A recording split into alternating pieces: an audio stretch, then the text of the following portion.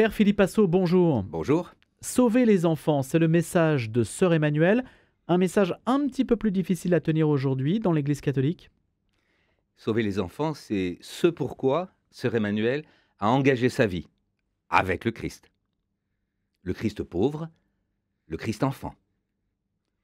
Mais peut-être que c'est plus difficile à entendre aujourd'hui dans la mesure double, où si l'on reste sensible, mais malheureusement uniquement sensible à la détresse, à la misère des enfants dans le monde, et j'en dirai quelque chose si vous le permettez, il semble que nous repliions sur nos sociétés, d'une part, et que nous soyons inconscients, d'autre part, de la détresse, de la misère et des problèmes qui se jouent pour l'enfance dans nos pays développés, riches, etc. En France, nous avons un devoir aussi de sauver les enfants. Et dans le monde, bien entendu. Mais je pensais que ce message était un petit peu plus dur à faire passer aussi parce que l'Église passe pour, en tout cas c'est l'image qui est donnée dans les médias et c'est aussi l'image qu'elle accepte d'elle-même dans la mesure où elle fait une autocritique sur ce point, dans la mesure où elle a été une institution agressive à l'égard des enfants. Vous voyez, c'est ça aussi, du point de vue des mœurs. Hein. Je suis un peu en distance par rapport à la communication médiatique sur ce sujet. Pourquoi? Un drame s'est joué, une tragédie. La prégnance des agressions envers des mineurs, la pédocriminalité, par des personnes représentant l'institution Église catholique. Oui. Les hommes et les femmes de notre temps ne sont pas dupes. Bien sûr, ils sont choqués, bien sûr, ils sont révoltés, et ils ont raison. Mais ils savent bien que c'est un phénomène social massif dans les familles, d'abord, largement à 80%, d'un côté. Et d'autre part, une figure comme Sœur Emmanuelle, religieuse, âgée, etc., ça sort tout à fait hors des cadres, on va dire, de la caricature du prêtre pédophile, pour Bien dire les sûr. choses comme cela.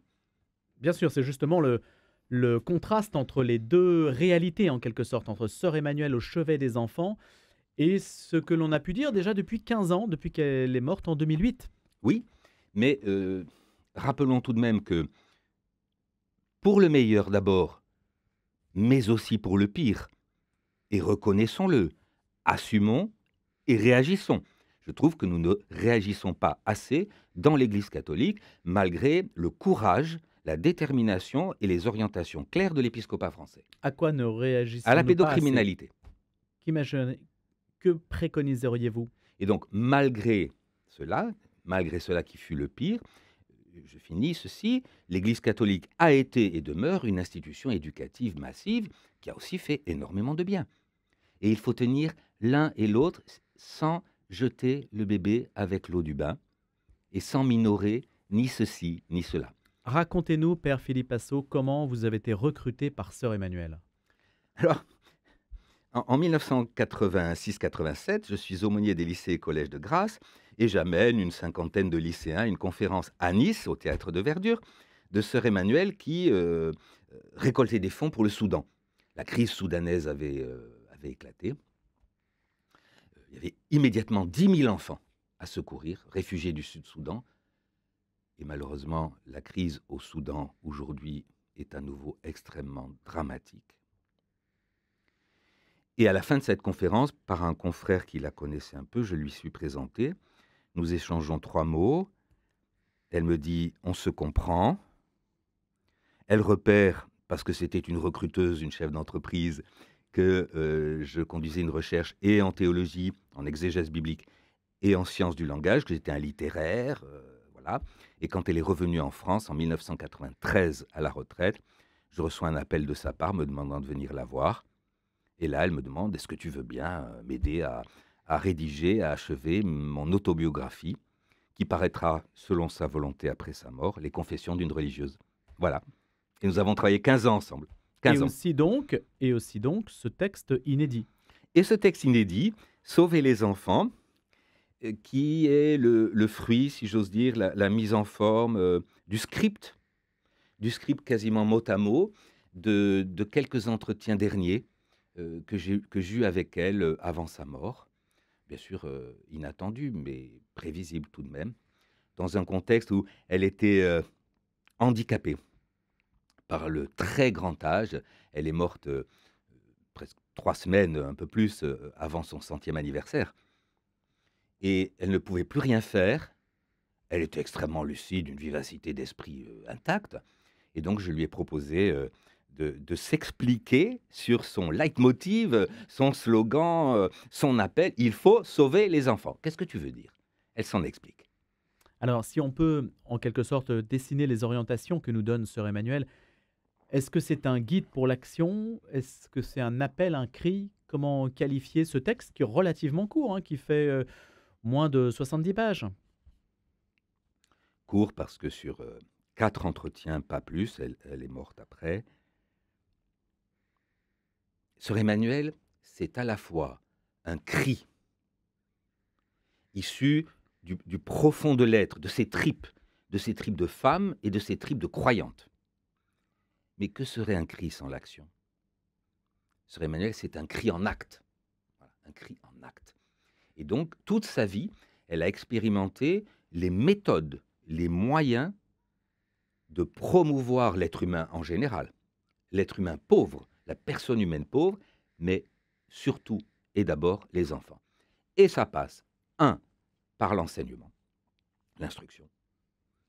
Mais c'est une question, éducative, et 3, on le découvre dans le livre, il faut qu'il y ait un projet qui dirige tout cela, qui est à la fois faire en sorte que chaque enfant devienne lui-même dans son identité propre, sa personne, mais 2, que cet être soit un être humain, c'est-à-dire fraternel, social, fraternel. Mais quand elle dit sauver les enfants, les sauver de quoi? Est-ce qu'elle est directement, comment dirais-je, associée à une lutte particulière? Bon, il faut d'abord les sauver de la misère. Hein. C'est Quand ça il quand a la même, ce qu'elle a misère, fait au Caire, c'est quand même ça. bien sûr, il faut sauver de la menace, de la malnutrition, etc., de la non-éducation, de la non-instruction.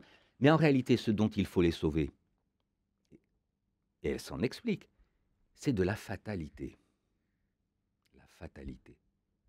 Ils ne peuvent rien, ils sont incapables, ils sont impuissants, les enfants sont vulnérables devant le sort qui leur est fait, être pauvres, être indignes aux yeux des autres, être des sous-êtres humains, des parias de la société, ne pas avoir d'avenir,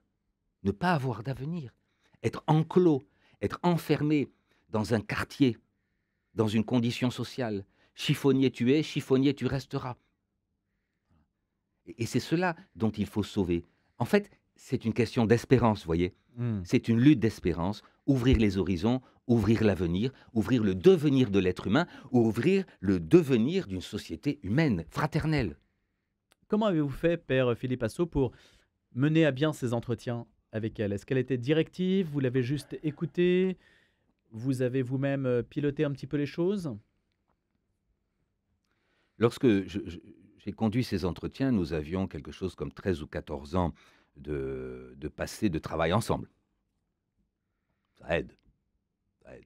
Dans une connivence de travail, d'amitié, de complicité, dans la juste distance, parce que c'était un morceau, sœur Emmanuel, et elle ne pouvait s'entendre qu'avec des gens qui étaient équivalemment un peu du tempérament, quoi. Il faut avoir du répondant, voilà. Donc, selon notre habitude, c'est-à-dire pour les 2 précédents ouvrages, Les richesses de la pauvreté et Vivre à quoi ça sert, je lui avais fourni une liste de questions préparatoires qui étaient donner les prématières du plan. Voilà. Et cette fois-ci, cependant, elle ne pouvait plus préparer par écrit, comme à notre habitude, les réponses. Et donc, je lui posais une question lors de nos entrevues pour cela, et je la laissais parler. Sauf s'il fallait revenir au sujet, ou etc. Et je notais mot à mot, et je revenais la fois suivante avec les questions liées, et puis voilà, et je notais. Et ça m'a donné la matière pour l'ouvrage. Alors quand elle dit par exemple, hein, je la cite, hein, pour tous les éducateurs, enseignants ou parents, il est donc temps de souligner l'importance de la fermeté. C'est très difficile, les enfants sont coquins, ils veulent donner le sentiment que l'on n'a pas prise sur eux et pour cela savent très bien défier les adultes. Ils les poussent ainsi à la colère, aux mots et aux gestes blessants. Ils peuvent alors se poser en victime, ce qui n'est pas bon. Quand l'enfant ne veut absolument pas obéir, il faut certes finir par lui opposer un non obstiné, mais seulement après lui avoir expliqué donc les raisons de l'acte en question. Puis elle dit bien, cette fermeté est tout l'inverse de la violence. La violence est un cercle dont on ne sort pas et qu'il faut briser. À tout prix, il faut éviter la gifle ou la fessée. Ça, elle était claire là-dessus? Mhm. Ah oui, C'est elle clair, était là très c'est claire. noir sur blanc. C'est D'ailleurs, brutal et inefficace. tout à fait. D'ailleurs, dans sa vie d'enseignante, le lecteur le découvrira dans la première partie du livre, il lui est arrivé une seule fois de gifler une élève qui l'a provoquée insupportable dans ses débuts d'enseignante et de jeune religieux. Elle l'a regretté toute sa vie. Cette gifle, une seule gifle dans une vie d'enseignant, dit-elle, c'est une gifle de trop. Je l'ai regrettée toute ma vie. La Ah, fessée et la gifle, c'est pareil, c'est équivalent. C'est c'est peut-être pas pas la reçu de la question. même manière. On peut toujours établir des gradations, Hmm. mais la violence, c'est la violence. Il faut en sortir, dit-elle. Il n'y a pas question de gifler, fesser. C'est une violence, une contrainte. Bien sûr, mais cela signifie quoi? C'est un échec. Pourquoi? Parce que on n'est pas arrivé à établir la relation avec l'enfant et qu'il faut en arriver là, malheureusement, pour certains. Donc l'idée est la suivante, l'amour pour l'enfant, elle le dit bien, il s'agit de respecter l'enfant et de l'aimer, mais l'amour suppose la fermeté éducative. Parce que sœur Emmanuelle n'est pas naïve, elle a vécu, elle a éduqué des enfants toute sa vie et elle sait que l'enfant est narcissique, que l'enfant est infantile, qu'il ne s'intéresse qu'à lui-même, que c'est un petit tyran, Il veut tout de suite. Voilà. Et si on laisse faire ça, c'est foutu, c'est fini. Elle n'était pas pour l'enfant roi. Mais alors, à 100 kilomètres, mais bien entendu. Et aucun éducateur n'est pour l'enfant roi. Aucun éducateur qui sait ce que c'est que l'enfant n'est pour l'enfant roi. C'est mépriser l'enfant dans ce qu'il a de germe en train de naître d'une identité humaine. Où un être humain, c'est quelqu'un qui vit, et c'est quelqu'un qui vit et qui fait face aux réussites, aux échecs, au bonheur, aux épreuves. Et il faut traverser cela, le porter, comme dit sœur Emmanuelle, apprendre à l'enfant à le porter, à le supporter, à le traverser et faire de la vie avec cela. Voilà, faire de la vie. Alors, Père Asso, j'ai quelques questions précises Je sur vous en prie. l'œuvre de sœur Emmanuelle. Je voudrais voir si vous pouvez nous éclairer sur le sujet. D'abord, combien d'enfants dans sa vie a-t-elle éduqué? Est-ce qu'on a des données là-dessus? C'est difficile? Alors, de près ou de loin, je dis de près ou de loin, à la fin de sa vie à peu près, les associations qu'elle avait fondées, mais aussi sœur Sarah qu'elle a instituée comme pour lui succéder au Caire, mais l'association parisienne, l'association belge, etc., c'était, à la fin de sa vie, c'était 60 000 enfants. Voilà, en charge. Plus ou moins totalement. Pour certains, c'était hébergement, nourriture, éducation. Pour d'autres, c'était simplement éducation et nourriture au moins une fois par jour à midi. Donc, Notamment, ces enfants voyaient toujours leurs parents ou ils étaient détachés non, d'eux? certains étaient totalement détachés d'eux. Je pense aux enfants notamment exilés du Sud-Soudan. Lorsque sœur Emmanuelle vous voyez par exemple, ça c'est significatif si vous me permettez, sœur Emmanuelle est appelée au Soudan. Elle est en Égypte, elle est appelée au Soudan. Il y a la guerre. Le Sud-Soudan est opprimé et les parents jettent leurs enfants sur les routes, dans les trains, pour les sauver. Pour les sauver. Et ils aboutissent à Khartoum ou dans la région. Comment faire? 10 000 enfants qui débarquent. Faméliques, squelettiques. Avec des Soudanais, un diacre copte soudanais notamment, elle invente un système de cabanes en roseau pour abriter quasiment 10 000 enfants. C'est là qu'on retrouve son esprit de chef d'entreprise. Son esprit de chef d'entreprise et sa science de l'action humanitaire, où on sollicite toujours, et c'est ce que fait toujours aujourd'hui Asmae Sœur Emmanuelle, l'association parisienne, on sollicite des personnes du peuple auprès duquel on se porte, on en fait les partenaires, les fers de lance de l'inventivité de l'action, parce qu'ils savent ce que sont les coutumes, les traditions, etc. Et ils doivent être les acteurs du relèvement. On ne fait vous voyez, la charité, au mauvais sens du terme, c'est pas bon. Elle dit: «Je ne veux pas la charité, je demande la justice». Et la justice, c'est d'être avec les pauvres et pas faire pour eux à leur place. Voilà. Autre question, Pérasso. Que deviennent les enfants de Sœur Emmanuelle? Parce qu'il y a un moment où on quitte l'œuvre de Sœur Emmanuelle pour vivre de ses propres ailes? Comment ça se passe? Je pense qu'on n'est jamais dans l'œuvre de sœur Emmanuel, parce que le but justement, c'est d'être respecté pour pouvoir en sortir. Je prends l'exemple de l'Égypte. Au départ, il faut sœur Emmanuel à aller de cabane en cabane à l'heure où le père est rentré à la maison, parce qu'aucune décision ne peut se prendre sans lui, pour inciter à ce que les enfants aillent à la petite école qu'elle a commencé de créer. Aujourd'hui, il y a des lycées. Ça va jusqu'au lycée, parmi les meilleurs d'Égypte. Et du lycée, les jeunes qui sont là formés, issus des anciens bidonvilles, il n'y a plus de bidonvilles, ils sont en dur, des abalines, des chiffonniers du Caire, ont des avenirs professionnels. Et ils quittent le bidonville s'ils veulent, et ils reviennent souvent en bidonville pour servir à leur tour.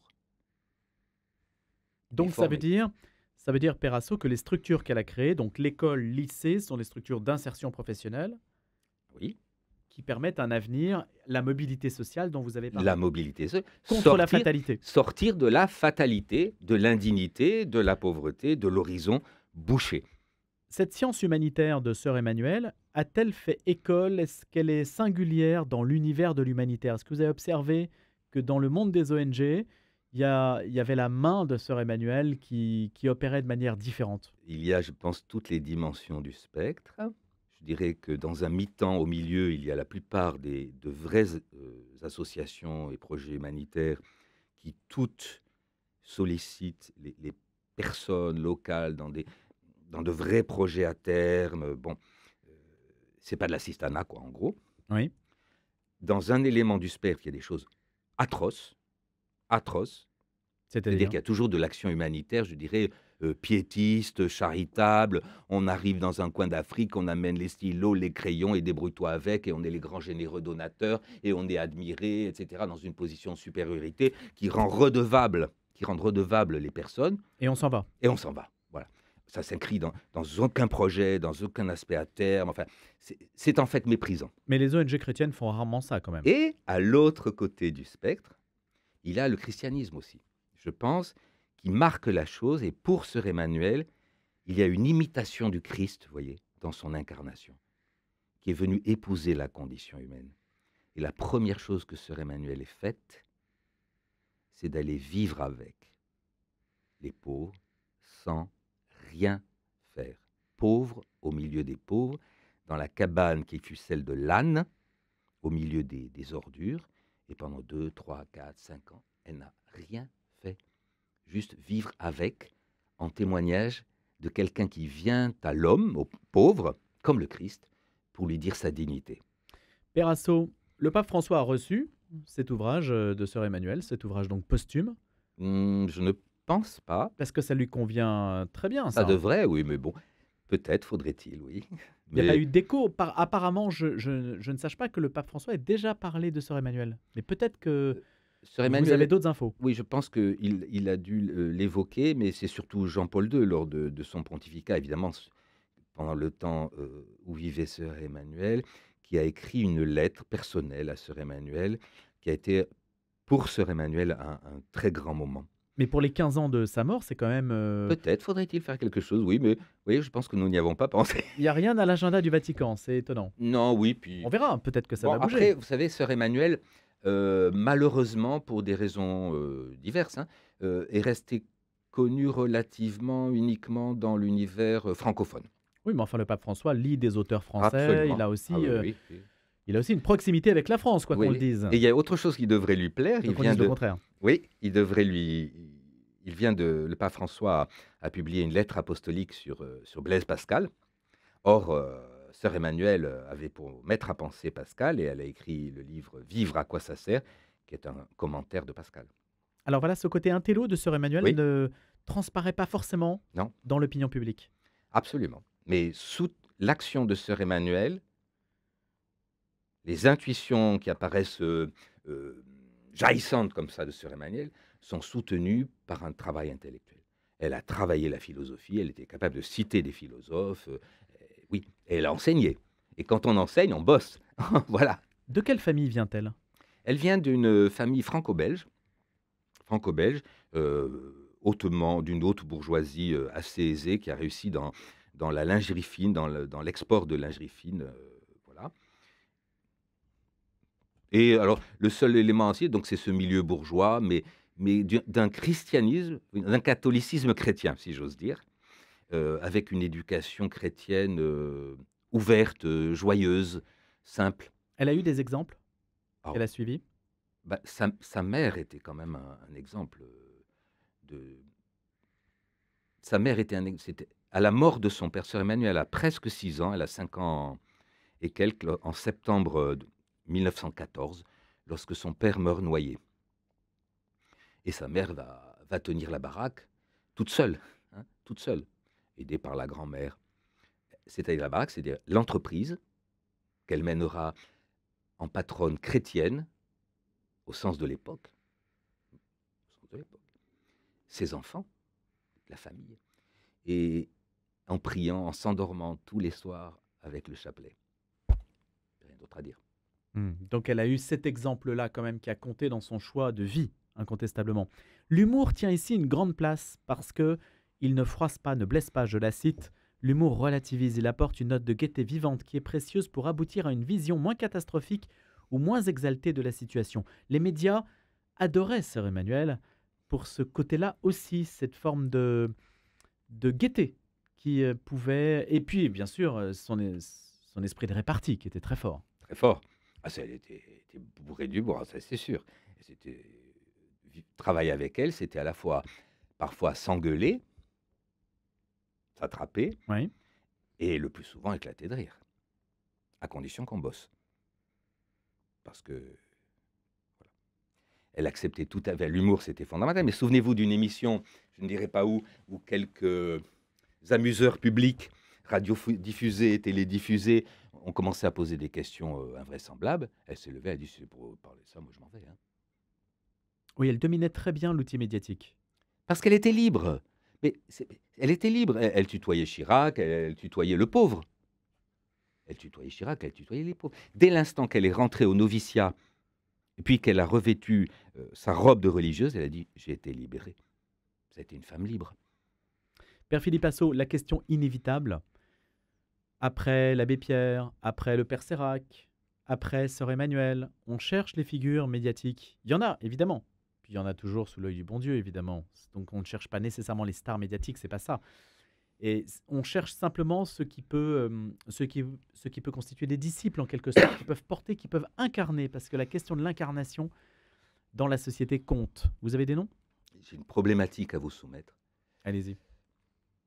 D'une part, vous l'avez dit, je le dis autrement, le règne de Dieu est petit comme une graine de sénévé, parfois et sûrement invisible à la puissance du monde et à sa médiatisation. Cependant, je pense que nous vivons un moment en Occident, en Europe occidentale et en France, où l'Église s'est repliée à l'image de toute la société. Hein, et que donc apparaissent moins ou peu des figures tournées vers, en sortie, comme dirait le pape François. Mais je pense que nous vivons, et j'appelle à y prendre garde, nous vivons un fait massif, social, occidental, généralisé, de repli communautariste et fondamentaliste, piétiste. Voilà. Médiatique, c'est évident dans les médias. Recul de la pensée critique, recul de l'historicité, affectivité, immédiateté, le feeling au lieu de... Voilà. Ok, bon, ben, l'Église c'est normal, et dans le monde, dans la société. Soyons attentifs. Soyons attentifs. Et sortir, c'est aussi sortir de ça. Et c'est sortir de ça. En sortie. Voilà. En sortie, de manière à annoncer l'évangile du règne qu'a fait Jésus-Christ. Et quand il a annoncé l'évangile du règne, il n'a pas fait que prêcher, il a aussi guéri les malades, libéré les captifs. Merci Père Philippe Assot. Sœur Emmanuel, c'est vous qui avez contribué, qui êtes l'artisan, le maître d'œuvre de ce texte inédit. posthume, donc 15 ans après la mort de Sœur Emmanuel, Sauver les enfants, c'est aux éditions Champ Flammarion. Et je rappelle que vous êtes prêtre du diocèse de Nice, docteur en théologie et en sciences du langage. Merci et bonne journée. Merci à vous.